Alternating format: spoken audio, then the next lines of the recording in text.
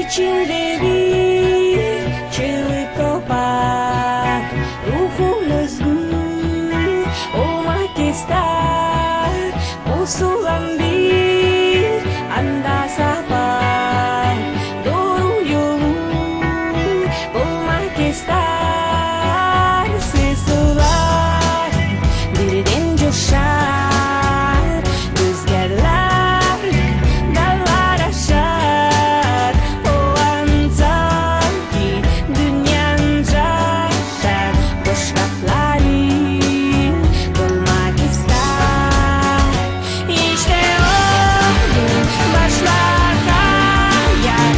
Bugün olur rahat. Her yeni gün yeni bir tat. Güzellikler salmak ister. Gönül gözü olmasın kör. Özündeki cepheri gör. Zincirlerim elinde kır. Ruhum özgür olmak ister. Seslerim birden coşar. Rüzgarlar dallar aşar. O an sanki dünyanca aşar. Boş kapları dolmak ister. İşte o gün başlar hayat. Bugün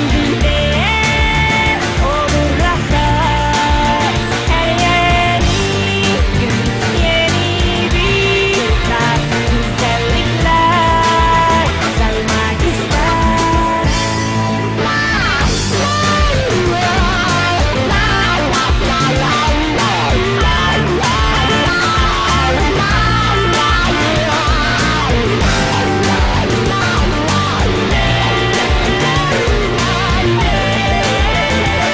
İşte o gün başlar hayat.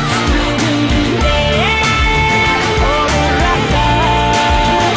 Her yeni gün yeni bir tat. Güzellikler salmak ister.